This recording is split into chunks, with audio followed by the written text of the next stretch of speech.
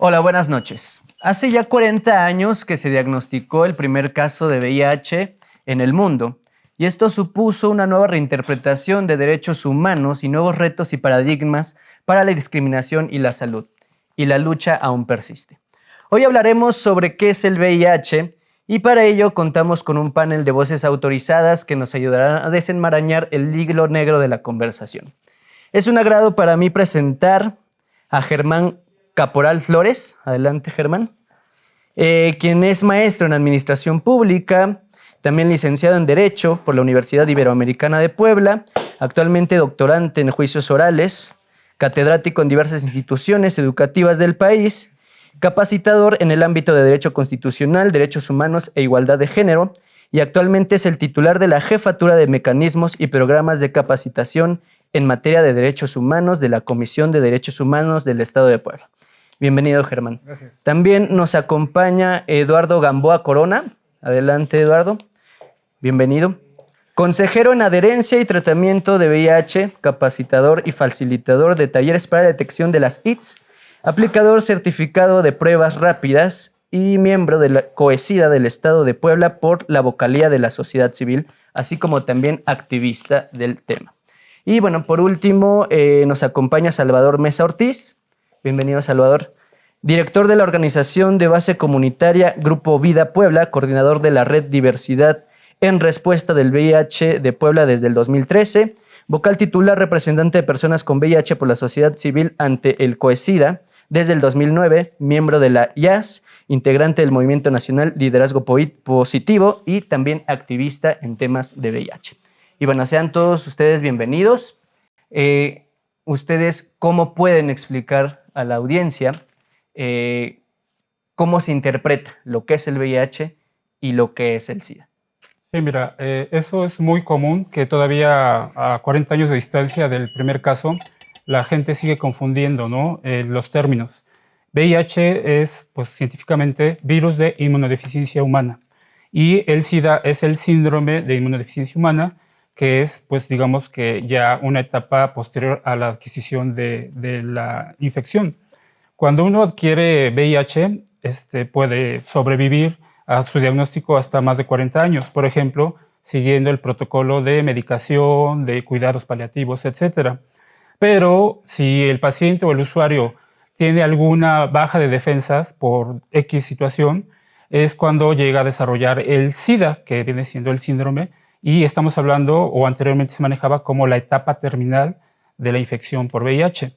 ¿Esto qué quiere decir? Que, bueno, ya en el síndrome, el paciente con VIH es atacado por múltiples infecciones oportunistas que atacan a su organismo y entonces es una posible pérdida de defensas que puede orillar a la muerte, ¿verdad? Claro. Estamos hablando de eso al principio de la pandemia. Era muy común. De hecho, las gentes llegaban a los hospitales ya con la etapa SIDA, ¿no? Y conforme ha avanzado la ciencia, el tiempo, pues bueno, hemos encontrado tratamientos muy efectivos que nos permiten adquirir la infección por VIH y mantenernos en una etapa que se llama indetectable.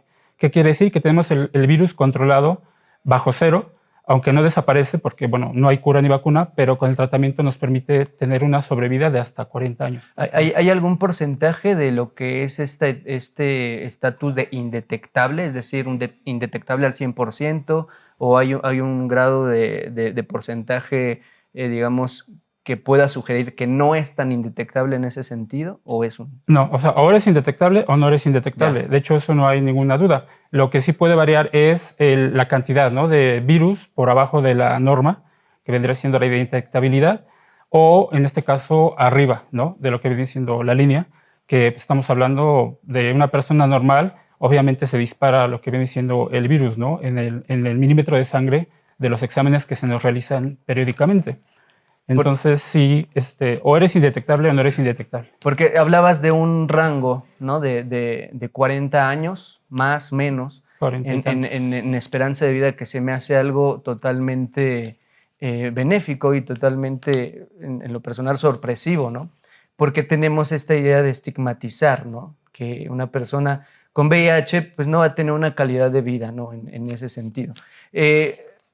¿A qué se debe que tú puedas alcanzar ese rango de 40 años, como el ejemplo que puso Salvador?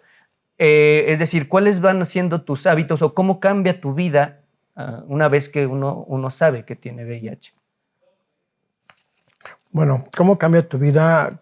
Creo que desde un inicio que tienes el tratamiento, más que verlo como una maldición, yo creo que es una bendición, porque hoy en día ya contamos con medicamentos modernos, ¿no? Claro. Es una sola toma.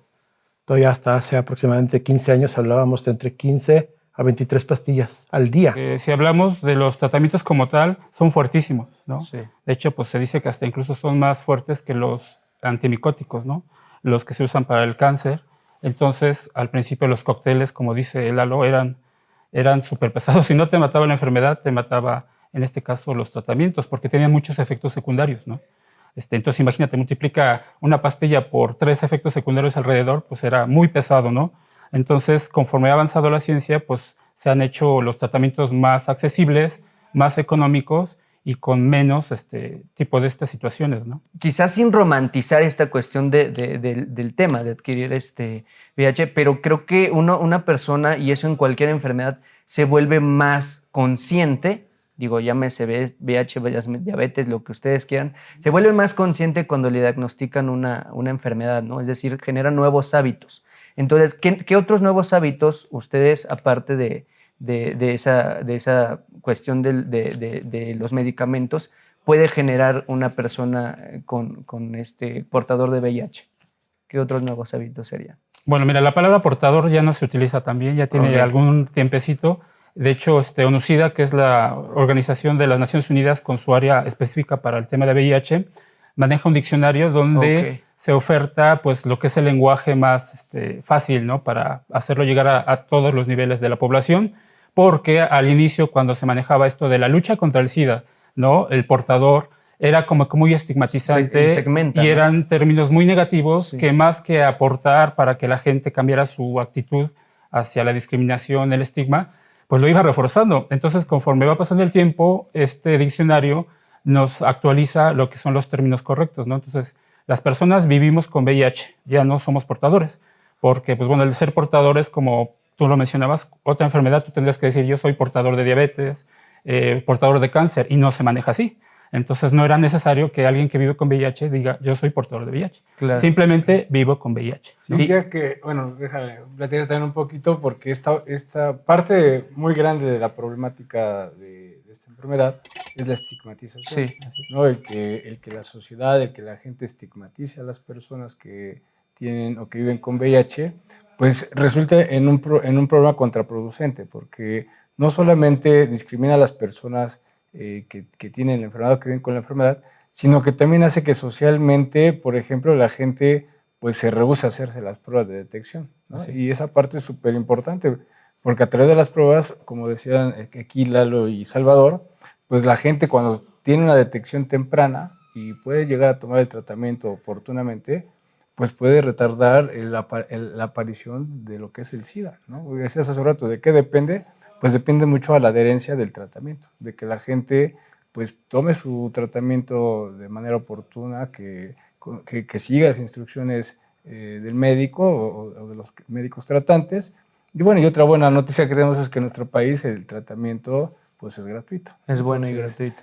Y realmente hay cobertura, digamos, privada, pública para esos tratamientos. Es pública. Aquí en Puebla, por ejemplo, tenemos al Capacits, ¿no? Que es la institución del gobierno del estado, que da que va desde la detección, el tratamiento, el seguimiento, y incluso pues la norma oficial mexicana dice que tiene que haber desde la detección un apoyo psicológico, Claro. y bueno, y también las organizaciones como la de Salvador y la de Eduardo, pues realizan un acompañamiento a las personas, ¿no? Es como que una lucha en conjunto. por Claro, decirlo sí, así. eso es lo que igual me hace mucho ruido porque esta cuestión de redes es primordial en todas las sociedades, ¿no? Precisamente por esta cuestión de la estigmatización no tuvo esa cobertura, ¿no? La estigmatización como que recae mucho, y lo decía Germán. recae mucho también en la salud mental, ¿no? Es decir, te empiezan a discriminar. ¿A qué creen que se deba este tipo de estigmatización? Creo que, bueno, principalmente ha sido a través de lo que yo puedo decirte, tiene que ver mucho desde la educación en la familia Sí, y en el entorno con la sociedad, porque seguimos viviendo una etapa machista, ¿no? Un claro. momento en que todavía seguimos la prevalencia del machismo, entonces, y que sobre todo el no me va a pasar, ¿no? Porque igual y no sé, mis prácticas sexuales son con mujeres, de hombres con mujeres, y pues, a mí no me pasa nada, ¿no? Y realmente pues, nos puede pasar a cualquiera, sea cual sea nuestra orientación. Si tú no sabes realmente usar barreras de protección y te acercas a personas que sí estamos preparadas para el tema, hablar con el lenguaje, decía Salvador, el lenguaje correcto, ¿no? Inclusivo, entonces de esa manera podremos ayudar a derribar esos estigmas y esas barreras que la misma sociedad nos llega a poner, ¿no? Está el avance en la medicina, pero el avance en nosotros mismos como sociedad Sí. es un atraso tremendo, ¿no? O sea, la desinformación también está al full, y creo que en esa índole a nosotros nos compete ir a ello, ¿no? Digo, porque está mucho el debate de que, lo decía hace rato, hay personas que por la estigma no pueden llegar a esa cobertura. Pero no también uno tiene que tener esa responsabilidad en ese sentido, es decir, luchar contra corriente, ¿no sería también aplicar esas narrativas quizás? Bueno, mira, aquí, regresando un poquito al punto anterior, cuando alguien es diagnosticado, más que, o el primer momento negativo, por decirlo así, del diagnóstico, es la persona en sí, ¿no? Porque va a empezar a luchar y a batallar con sus propios pensamientos, ¿no? Claro. Ella misma se va a autodiscriminar muchas veces, y por eso todas las atenciones que se dan en los hospitales, en las organizaciones, van alrededor de eso, ¿no? Evitar esas situaciones para que quien es diagnosticado inmediatamente inicie su tratamiento adecuado, tenga su atención psicológica correcta, y eso va a permitir que esta persona tenga una idea de autocuidado a partir de ese momento, para alcanzar a llegar con el tratamiento posterior y todo lo que conlleva alrededor de eso, pues que esta persona se cuide a ella misma, y posteriormente ahí frenamos un poquito el replicar la infección, ¿no? Claro. O sea, si toda la persona es diagnosticada a tiempo y se logra la detectabilidad en el menor tiempo posible y tiene alrededor todos los cuidados necesarios, entonces es una manera de frenar ahí la transmisión, ¿no? hacia afuera. Y a veces el problema es ese. Como tú lo mencionaste, una persona es diagnosticada, bueno, para empezar, la barrera de no me voy a hacer la prueba porque si salgo positivo, pues me van a discriminar en la escuela, en el trabajo, como lo decía Germán, mi pareja no, ya no va a querer conmigo, mi familia me va a correr de mi casa, ¿no? Cuando ya se logra convencer, porque es nuestra labor en las organizaciones, no te va a pasar nada, o sea, dependiendo del resultado, tienes todas las posibilidades para seguir adelante y te vamos a proveer eso, ¿no? Y si no, las instituciones, tu tratamiento es gratuito, tienes atención psicológica, etcétera. Pero a veces las barreras son las mentales de cada persona, ¿no? Claro. ¿Por qué? Porque como el problema es multisectorial, ¿qué quiere decir? Pues educación, ¿no? Economía, ¿no? Hablando de poblaciones vulnerables, digo, una trabajadora sexual o trabajador sexual no va a poder dejar de hacer su trabajo, es su forma de mantenerse, ¿no? Entonces, ¿qué es lo que tienen a la mano? Como mencionabas, los condones, ¿no? Entonces, ese pensamiento que decía Lalo, ¿no? De que todavía la mentalidad de que solo le pasa a ciertas poblaciones, eso es lo que nos lastima, lo que permite que toda la sociedad en general se sigan infectando, ¿no? Porque todavía tienen ese pensamiento de que es que no me va a pasar a mí porque solo le pasa a trabajadores o trabajadores sexuales, a los que comparten jeringas por drogarse, o en este caso a los promiscuos, ¿no? Como se dice el término incorrecto, ¿no? Entonces, nosotros lo decimos, o sea, no hay ningún problema en cómo se tengan las relaciones sexuales siempre y cuando se hagan de la manera correcta, ¿no? Y la manera correcta hay diferentes formas. La principal, como lo mencionabas, pues es el uso del condón. Claro. La más accesible, ¿no? Actualmente son gratuitos. El gobierno se ha preocupado, invierte mucho dinero para hacer llegar a todas las poblaciones el condón gratuito, ¿no? Desde el primer grado, ¿no?, de secundaria, por ejemplo, ¿no?, hasta, pues bueno, ya más niveles arriba, universitarios, preparatorianos, pueden acceder a nuestros servicios que ofertamos las organizaciones en cualquier farmacia del sector salud, son gratuitos, ¿no? Y un poquito ahondando en la calidad de vida de una persona con VIH, ¿puede tener relaciones sexuales de una manera normal? Incluso si es obligatorio el condón, una persona con VIH que se está tratando, que está llevando una calidad de vida ya consciente después de la infección. Pues mira, eso de obligatoriedad sería como que un término muy, muy estigmatizante, ¿no? Digámoslo así. Y tendremos que, pues, barajar algunas cartas. Por ejemplo, si se utilizara en este punto de vista hacia las personas que viven con VIH, se tendría que ejercer lo mismo para quien tiene sífilis, gonorrea, claro, papiloma, clamidia, o sea, cualquiera de las ITS posteriores, ¿no? Entonces, sí sería como que muy, muy, ¿cómo decirlo?, negativo, ¿no? Y eso estamos hablando que se llama criminalizar, ¿no? Okay. Entonces, de hecho, por ahí hay algunas leyes en algunos estados donde ha habido casos, ¿no?, de que han querido criminalizar la transmisión del VIH y no debe ser así, ¿no? De hecho, cuando uno es diagnosticado con VIH... ¿Qué argumentos criminalizarían? Pues que en la mayoría de las leyes estatales viene el riesgo de contagio, ¿no? Que se engloba, pues hay cualquier posibilidad de riesgo de contagio de alguna ITS, ¿no? ¿Se podría interpretar que una persona criminalizada por tener VIH es que lo quiere transmitir al propósito? De hecho, sería esa la base de la idea. Sí. Pero vamos a voltear la idea, ¿no? Como tú, el Ministerio Público, como quieras mencionarlo, vas a comprobar que una persona infectó a otra. Eso es imposible. Sí. Hasta este momento no hay manera de cómo puedas ver que una persona contagió a otra y le transmitió su cepa, porque en el VIH hay diferentes cepas, ¿no? O sea, entonces sí está difícil. Hay formas, pero son carísimas, ¿no? Entonces, de hecho, la palabra criminalizar es como cacería de brujas. O sea, se está manejando de esa forma, ¿no? Tú te cae gordo el vecino y vas y dices, es que me infectó de VIH.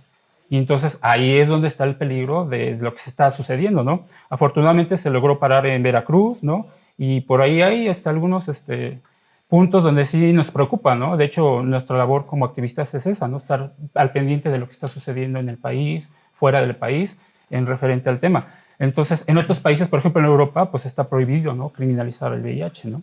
En África es lo contrario. O sea, hay casos donde sí, o sea, cualquiera puede señalar a alguien de que lo infectó por VIH y hasta penas de muerte, ¿no? O sea, casos muy, muy, muy difíciles que no queremos que se trasladen al país, ¿no? Por ejemplo, ¿no? Claro, que tiene mucho que ver con esta cuestión del subdesarrollo y demás. Bueno, África siendo el primer lugar, parece. Y yo creo que regresando un poquito al tema, porque creo que sí es importante la parte de que la obligatoriedad que llamabas así del uso del condón. Yo creo que en cualquier relación que llegues a tener, como no solamente por el VIH, sino por diferentes enfermedades, hay que tener relaciones protegidas, ¿no? Pasa lo mismo con los médicos, ¿no? Porque a mí cuando vamos igual a platicar con los médicos, dicen, no, es que ellos tenían un tema en algún momento de cuestionar al paciente si tenía o no VIH, que igual es un tema discriminatorio, de acuerdo a la norma 010 mexicana, no le puedes hacer ese tipo de preguntas, ese es confidencial. Pero pasa lo mismo cuando un médico va a atender o un dentista va a atender a la persona, con todas las personas debe tener la misma precaución. Claro. Y porque no le puedes estar preguntando. Entonces, al no saber, con todos los pacientes se tiene que tener una precaución. Yo pienso, y así debe de ser, que en cualquier relación sexual debes de tener relaciones sexuales responsables, ¿no? Y protegerte con los medios como son de barrera, como el condón, para evitar cualquier otra cuestión de salud. Sí, claro. Mi duda iba un poquito más en una cuestión porque como testimonio de una persona que vi, que investigué, decía, incluso tú si puedes, si llevas tu tratamiento normal, puedes tener una vida sexual sin condón, que no es lo propio, que no es lo adecuado. Sí, no es recomendable porque, como bien lo menciona Germán, aquí hay que cuidarnos. Por ejemplo, si vivimos con VIH, más que preocuparnos de andar infectando a los demás, tendríamos que preocuparnos de que los demás nos infecten de otra cualquier cosa, porque nuestras defensas nunca van a estar en lo normal, a pesar del tratamiento, lo que tú quieras. O sea, vamos a estar siempre con esa vulnerabilidad ante lo demás, ¿no? Hacia lo externo. Y, como bien lo mencionaba, o sea, esto es decisión personal. O sea, si uno va a tener relaciones sexuales con quien sea, creo que es de común acuerdo el usar o no el preservativo, ¿no? Sí, porque es a lo que iba, ¿no? El contrato, porque yo externo esto y me dicen, no, pero es que yo no, o sea, si tiene, no. Digo, bueno, habría que conocer bien a la pareja, ejecutar un contrato mutuo entre, pues, vale, te estás cuidando y demás, no pasa nada en ese sentido. Entonces, creo que se me hace un avance muy, muy, muy bueno en esta cuestión y un mito que habría que romper en muchas situaciones, porque a lo mejor por ese estigma o esa desinformación o esa poca información que tienes acerca de ello, pues te pierdes de una pareja en sus valores, en su educación muy buena. Me gustaría también hablar sobre, en materia de derechos humanos, ustedes como activistas, ¿qué buscan? ¿Qué es lo que proponen? Porque bueno, ya desde los 80s que se hace el primer diagnóstico, hasta ahora ha cambiado el mundo, la interpretación y demás. ¿Qué es lo que proponen en cada uno de sus papeles? Bueno, siento y pienso que la situación en cuanto a los derechos humanos sí ha tenido que ser un factor muy importante a defender, porque las poblaciones en general, sobre todo las que son más vulnerables, las que son de personas, como lo dijo Salvador en su momento, ¿no? Trabajadoras sexuales, trabajadores sexuales y personas que viven con VIH, en su llegado momento a una atención médica, pues llegan a ser violados esos derechos, ¿no? Claro. Te puedo contar historias de personas que tan solo el hecho de haber acudido ya a su primer consulta médica y desde que entran con el infectólogo, que es la persona especialista para atender el VIH, encuentran la primera barrera, ¿no? Ay, o sea, pues por algo te pasó, ¿no? Claro. Y entonces desde ahí es O no una los violación a tu atienden igual. derecho. Exacto. Okay. O peor aún, si le dices, bueno, vengo porque ya tengo el diagnóstico y al preguntarle, bueno, ¿cuáles son tus prácticas sexuales? No, pues es que mis prácticas son con hombres, un ejemplo.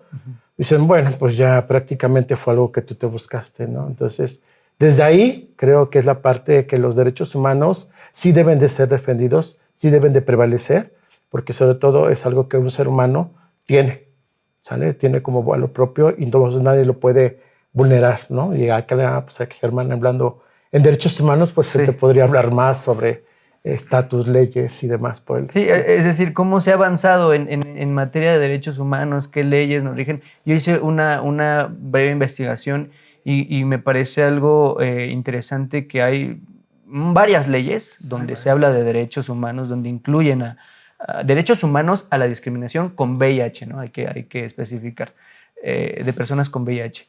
Pero a veces, siempre como en todas las leyes, las encuentro un tanto ambiguas, ¿no? Un tanto abstractas, ¿no? Y aparte no es lo mismo en lo práctico Claro, que lo exacto. teórico, ¿no? Que Entonces sí, es muy relativo. De esa hecho, donde, o sea, una ley te va a decir, bueno, el deber ser, ¿no?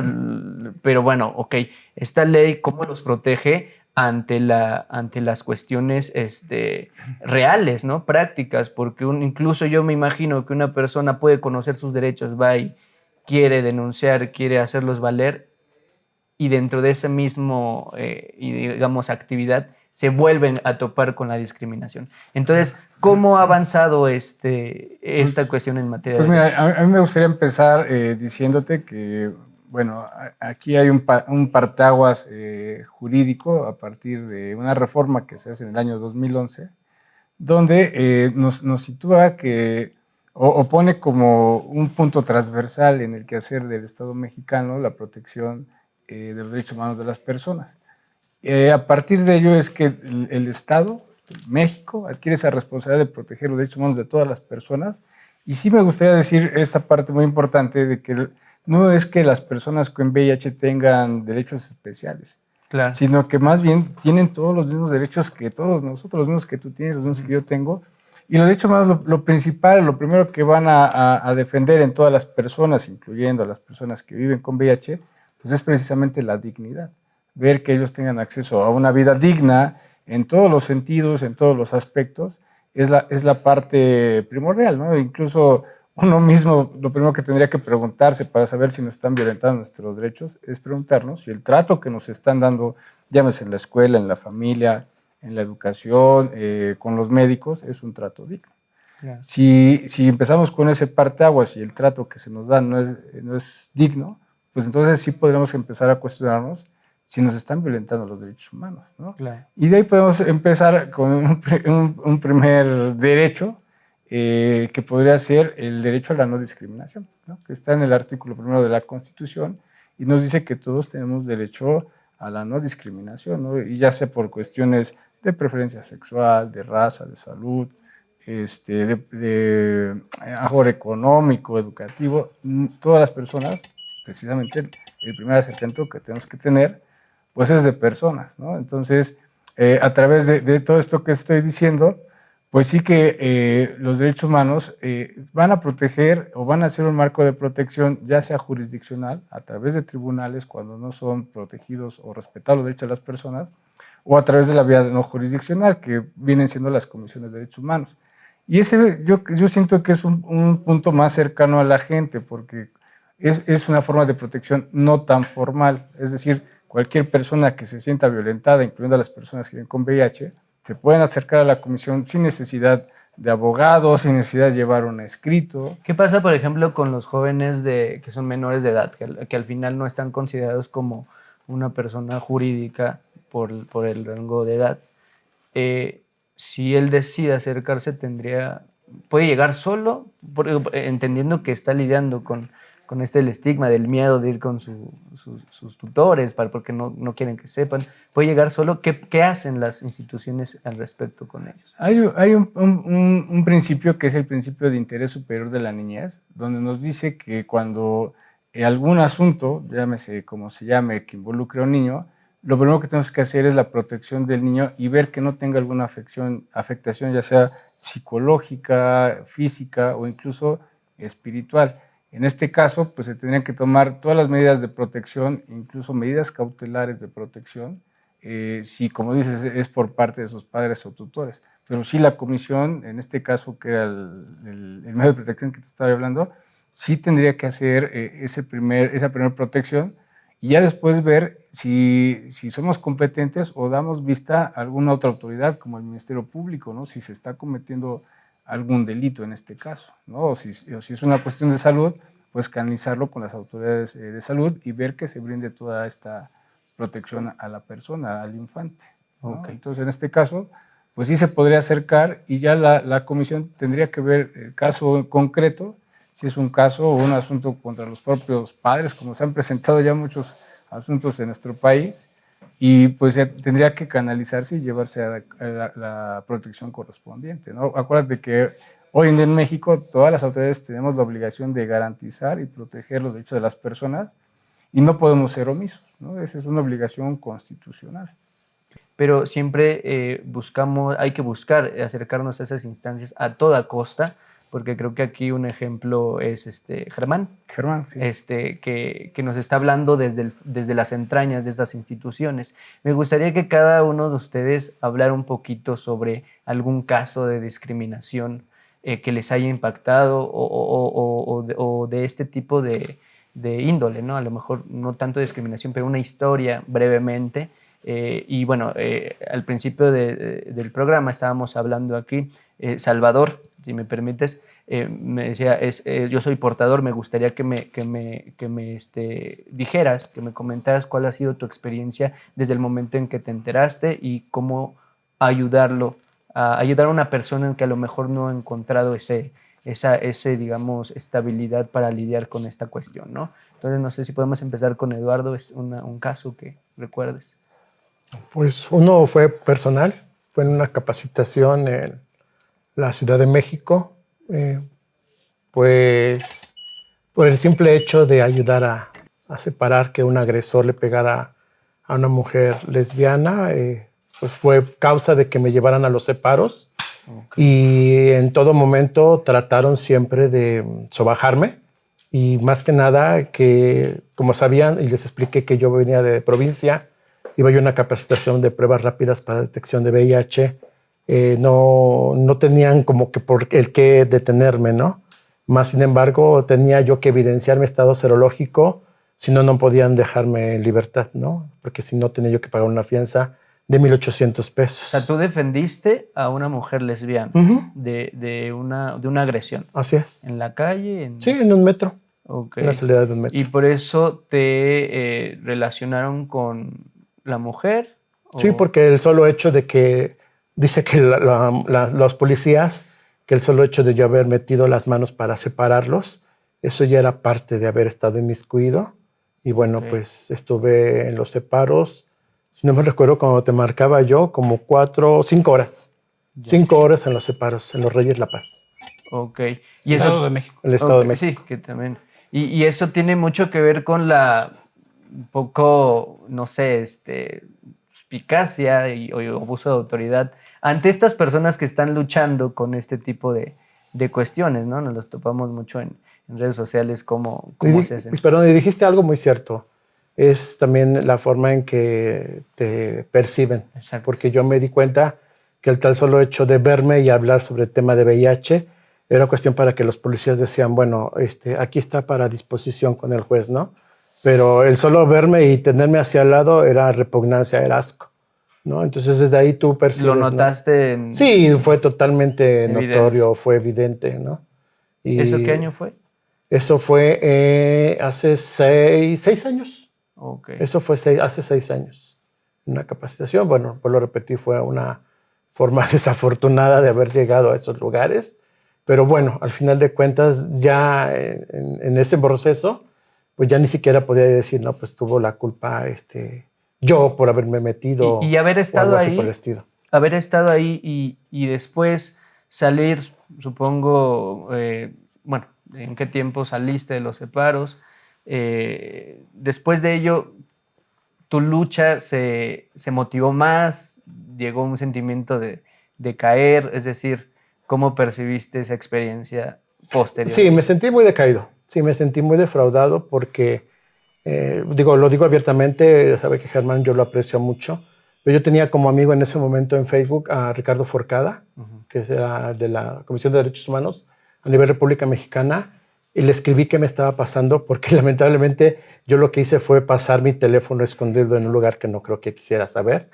Y entonces lo saqué y lo que fue estar escribiendo en inbox y decirle, Ricardo, estoy en esta situación, estoy en este lugar, ¿a qué hago? ¿A quién pido la ayuda? ¿No? Y simplemente pues me ignoró, ¿no? Entonces imagínate, yo tuve que estarme ahí liando con la gente que llegaba en ese momento detenida, alcoholizada, drogada, y sí, no te voy a decir, no, tenía yo miedo de que me fueran a agredir físicamente. Ya sexualmente pues ya ni, o sea, no era algo que me preocupara, Sí. sinceramente, pero sí la agresión física, ¿no? Y que me fueran a despojar de lo poco mucho que llevara, ¿no? En zapato o vestir. Entonces fue demasiado traumático en ese aspecto, pero vuelvo a lo mismo, ¿no? Creo que fue mi sensatez la que actuó de mejor manera y ahora hoy en día pues sin récord alguno, ¿no? Lo único que llegaron a hacer fue un exhorto, ¿no? Hicieron hacer un llamado a que no podían volver a hacer ese tipo de cuestiones, porque obviamente los funcionarios públicos negaron en todo momento que se me haya pedido que mostrara yo mi estado serológico. De hecho, llegaron los del ERUM y le dijeron, a ver, necesitamos que a este señor y a esta señora les hagan pruebas rápidas. Y dijeron los del ERUM, a ver, espérame, o sea, yo no hago pruebas rápidas de VIH y mucho menos las voy a hacer acá y te voy a mostrar cómo es el resultado. O sea, Claro. tú como funcionario del Ministerio Público, como juez, tú no me puedes exigir eso, ¿no? Entonces vi que el tipo le dio una rabieta porque como diciendo, chin, ¿y ahora cómo le hago, no? O sea, ¿qué hago con ellos?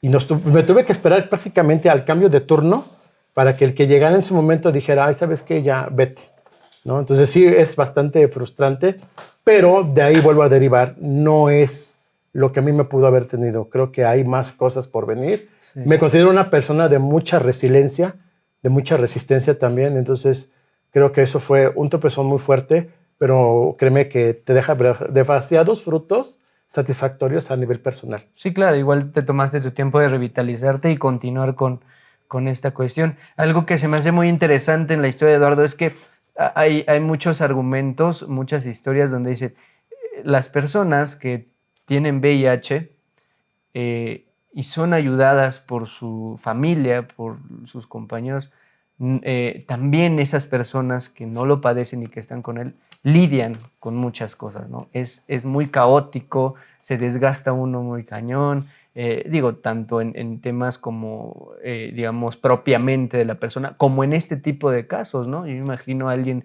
que a lo mejor no fuera una persona externa, sino un familiar, y tú llegas ahí por eso, o sea, empiezas a lidiar con un entorno social que es avasallador, un depredador, y que al final, por eso la importancia de nosotros de desconstruir estas cuestiones acerca del Mencionas VIH. algo bien importante y es esos términos. Hay quienes vivimos con VIH, pero realmente todos, aquí hablando del panel, los compañeros camarógrafos, todos viven afectados por el VIH. Claro. Y eso no lo ve la mayoría de la gente, ¿no? ¿Por qué afectados? Pues porque obviamente mis tratamientos que son gratuitos, pues vienen de nuestros impuestos, ¿verdad? De todos ustedes incluidos, ¿no? Y cada tratamiento de cada paciente, pues variando el precio, son carísimos, ¿no? Son realmente inaccesibles para la mayoría de la gente, ¿no? Entonces, como bien lo mencionabas, o sea, aparte de lo que viene siendo nuestro entorno cercano, de quienes vivimos con VIH, la familia, la pareja, amigos, etcétera, pues realmente toda la sociedad en general es quien vive afectada por el VIH, ¿no? Los presupuestos, pues obviamente que se destinan para atender, para lo que son los medicamentos, para la prevención, pues son millonarios, ¿no? O sea, a veces más, a veces menos, pero pues todos son pagados por los impuestos, ¿no? Y a nivel mundial estamos hablando pues de financiamientos, o sea, millonarios del Fondo Mundial, de la misma ONU, etcétera, ¿no? Entonces, eso es lo que no vemos, ¿no? La magnitud de la pandemia de las pandemias, porque si bien Sí. ahora existe el COVID, por ahí viene la viruela del mono, o sea, la madre de todas las pandemias Sí, está es el catalogada VIH y el SIDA, ¿no? Sí, claro. Y eso como que bajamos la guardia, ¿no? O sea, a veces sí, lo mencionabas al principio, ¿no? Es como que un tema de dos aristas, ¿no? Hay muchos avances, sí, pero pues lo de fondo, que es el estigma, la discriminación, sigue estando permeando, ¿no? Y no se vale porque a 40 y tantos años de distancia y pues en pleno siglo XXI, ¿no? O sea, todavía tengamos estos pensamientos, ¿no? Esa insensibilidad de todos los sectores, ¿no? O sea, no estamos hablando solo de médicos, psicólogos, o sea, profesores en las escuelas, o sea, estamos hablando de la sociedad en general, Sí. ¿no? Y a veces los temas van más allá, usos y costumbres, religión, etcétera, ¿no? O sea, como te comentaba, es un tema tan grande que sí es multisectorial, ¿no? Y por eso la problemática a lo mejor de pues llegar a lo mejor a descubrir alguna cura, una vacuna con el tiempo, ¿no?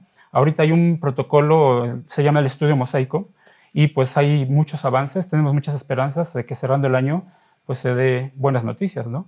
Pero es como ha habido durante 40 años, ¿no? O sea, esto es un albur, o sea, a veces hay un protocolo que está 90 y tantos % de ser aprobado y de repente hay una falla, ¿no? Y esto pasa porque el virus muta segundo a segundo. Entonces va a ser muy difícil porque si encuentras una cura o vacuna para este segundo, para el que sigue ya no va a servir, ¿no? Porque al virus ya le salió otra cabecita, otro ojo. Entonces eso es lo que ha pasado durante 40 y tantos años.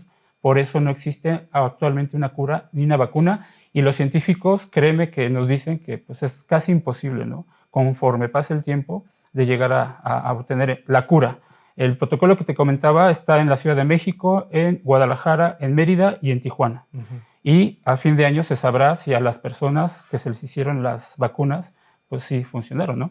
Es una vacuna que se ha manejado a nivel mundial y se escogió México para hacerlo, pues en este caso con mexicanos, y ojalá y funcione, ¿verdad? Nunca perdemos la esperanza. Me gustaría saber, igual bajo la misma tónica, en el caso de Germán, alguna experiencia breve.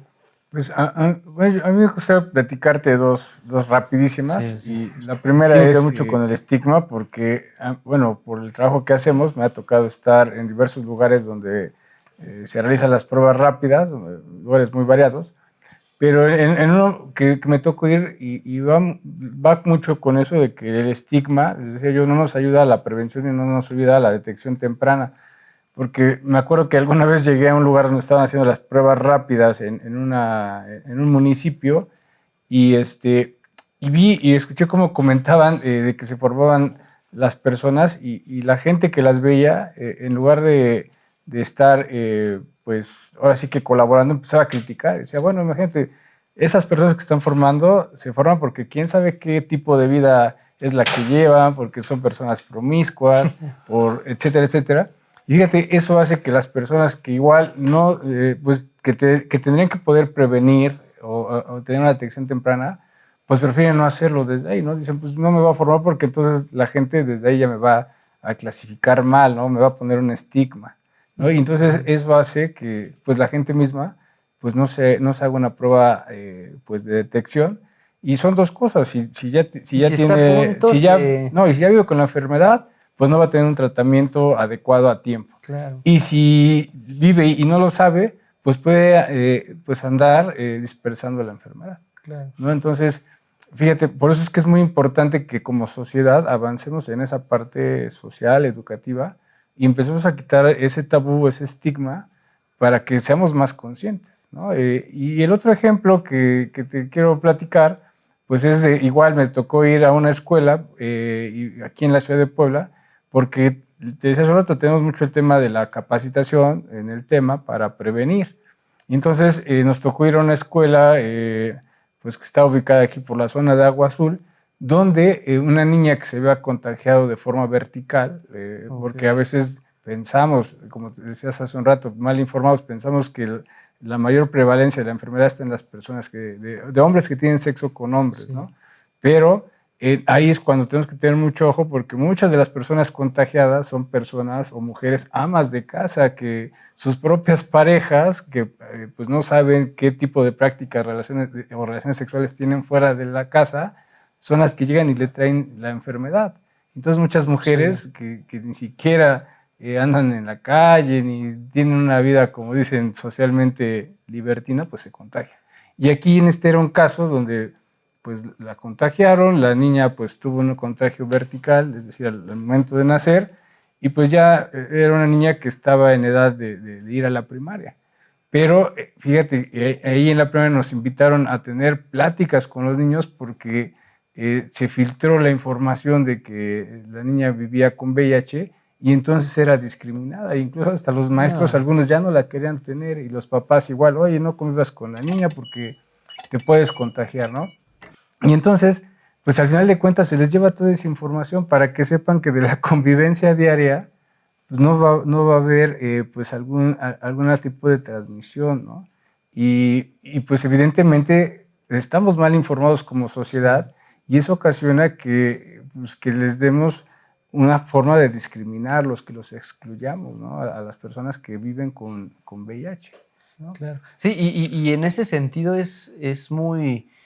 en el caso de la niña, yo me imagino lo que ha de ser para ella ese tipo de cosas, ¿no? Digo, los niños son crueles Claro. en cierta cuestión, ¿no? En cierto tenor.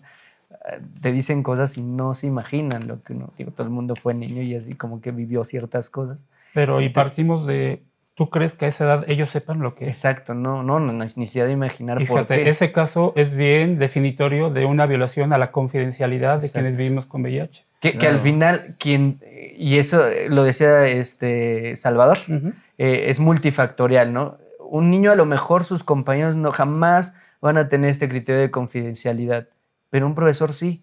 Y un profesor está ahí y creo yo no es tanto como para enseñar materias, obviamente su labor, pero es mucho más su labor educar, mantener valores morales, ¿no? Que es lo primordial en eso. Formación. Formación. Si un profesor no lo hace, la niña está en un lugar donde... Yo creo que ni sensibilización para poder abordar un tema así de ese tipo, ¿no? Claro. Y que sobre todo es que si como maestro estoy viendo que hay una agresión del compañerito o de la compañerita para la niña, o sea, ¿por qué permitir eso?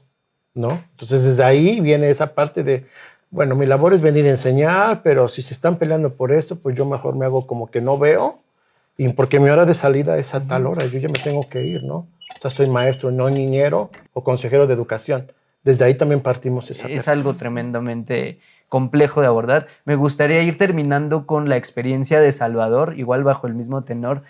¿Cuál ha sido tu experiencia en el sentido de ser portador de VIH y cómo nos podrías aconsejar, digamos, bajo esta línea de la discriminación y demás? Pues mira, yo tengo 17 años con mi diagnóstico y te puedo hablar tanto de mi experiencia personal de vivir con VIH y de lo que pues son experiencias de mis compañeros durante 16 años que llevamos trabajando en el Grupo Vida Puebla. Lamentablemente sí hay historias muy trágicas, ¿no? Que realmente no te explicas tú cómo es posible que en estas épocas todavía sigan ocurriendo, ¿no? Y pues sería aquí como que muy difícil, ¿no? Compartírselas. Y la otra arista es mi caso personal. Yo afortunadamente a mi diagnóstico y teniendo una historia familiar pues cercana, pues digamos que me ayudó, ¿no?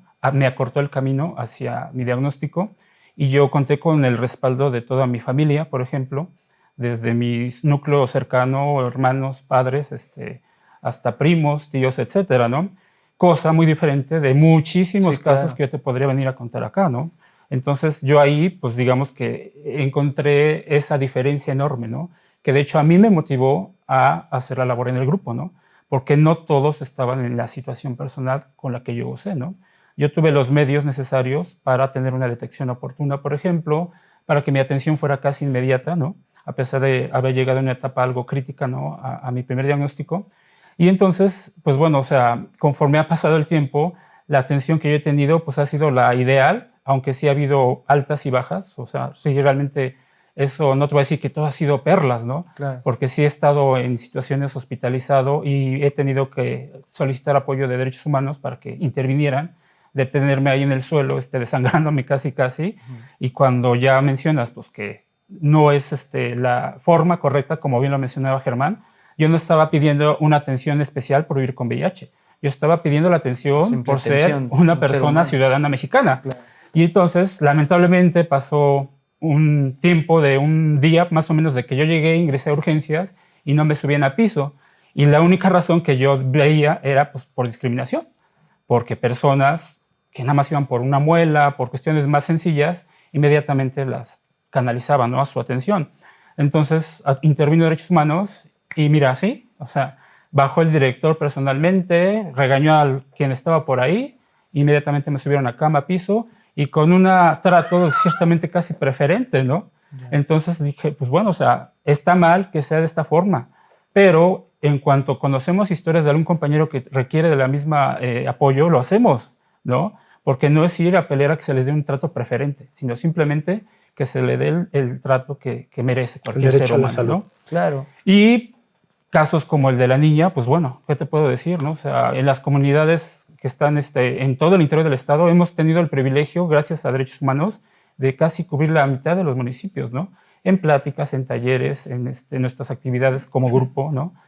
Hacer ferias de organizaciones donde vamos muchos, ¿no? También a ofertar cada quien su servicio. En el caso de nosotros, VIH, detección oportuna, y hemos visto cada cosa que realmente dices, ¿cómo es posible? Te puedo decir rápidamente el caso de, llegamos a una comunidad más allá de Acatlán de Osorio, en la Mixteca poblana, y no nos permitieron el acceso al pueblo, donde el pueblo solamente había mujeres, personas de la tercera edad, niños y el sacerdote del pueblo. Porque no podemos ir a hablarles del condón, a motivar a los niños a que tuvieran relaciones, ¿no? Desde esa edad, y se nos negó el acceso, incluso aunque íbamos con la camioneta oficial de Derechos Humanos. Y nos amenazaron con que si ingresábamos nos iban a meter a los separos. Sería motivar a los niños a que tuvieran relaciones con protección, Antes de tiempo, ¿no? O sea, antes de tiempo, okay, ¿no? Sí. Entonces, y no es una vez, o sea, ha sido diferentes formas, ¿no? O sea, en diferentes municipios donde dices, híjole, vuelvo a lo mismo. El uso de costumbres, ¿no? Es a veces, pues sí es algo muy bonito, pero a la vez tiene muchas aristas negativas, ¿no? Cuestiones de religión, los tabús famosos, ¿no? O sea, todavía esa mentalidad que lastima más que nada. Entonces sí, realmente créeme que en 2013 que estamos, 2012, perdón, ¿no? 2022. 13, 12. Pues sí, es difícil de creer que todavía hay este tipo de situaciones, ¿no? Sí. Que no deberían ser, porque, bueno, si bien hemos avanzado, como dijo Germán, hay norma oficial mexicana, está la ley para evitar y erradicar la discriminación en este país. A nivel estatal trabajamos en el COESIDA para impulsar proyectos, para ver todo este tipo de situaciones que no se sigan repitiendo, pero pues bueno, falta mucha educación, sensibilización en todos los niveles de la sociedad, ¿no? Lamentablemente, y pues acá estamos nosotros, cada quien haciendo nuestra aportación, pero el problema es tan enorme, ¿no? Sí, Que a veces sí, pues nos topamos con pared, lamentablemente. Entonces sí tenemos que pues hacer uso de la resiliencia y de todos los recursos disponibles pues, para poder llegar a todos los niveles, ¿no? Claro, y bueno, se nos está terminando el tiempo, chicos. Conclusión en el sentido de que yo he aprendido o acabo de tener una mente más abierta acerca de este tipo de cuestión. Las instancias que protegen los derechos humanos o los derechos humanos a las personas discriminadas por VIH existen. La cuestión es acercarnos a ello, pero también todavía el monstruo es muy grande, ¿no?